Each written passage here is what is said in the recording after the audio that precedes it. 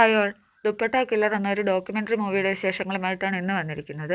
ഇതൊരു ഹിന്ദി ഡോക്യുമെൻ്ററി മൂവിയാണ്. ഇത് തമിഴ് ഡബ്ബിങ് ഇപ്പോൾ അവൈലബിൾ ആണ്. ഡോക്യു ബൈ OTT ആപ്പിലാണ് ഇത് അവൈലബിൾ ആയിട്ടുള്ളത്. 1 അവർ ഡ്യൂറേഷനാണ് ഇതിൻ്റെ ടൈം. ഒരു കൊടും ക്രൂരനായ കില്ലറിൻ്റെ കഥയാണ് ഈ ഡോക്യുമെൻ്ററി മൂവി പറയുന്നത്. മഹാനന്ദ് നായിക് എന്നാണ് ഇയാളുടെ പേര്.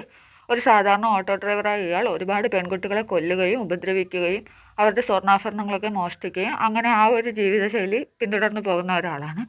ആരാണ് ഈ കൊലയാളി എന്നും എന്തിനാണ് ഈ കൊലപാതകങ്ങൾ ചെയ്യുന്നതെന്നും അവസാനം ഇയാൾ പിടിക്കപ്പെടുമോ എന്നും ഇതിൻ്റെ ക്ലൈമാക്സ് എന്താകുമെന്നുമൊക്കെ ഈ ഡോക്യുമെൻ്ററി കണ്ട് തന്നെ മനസ്സിലാക്കുക.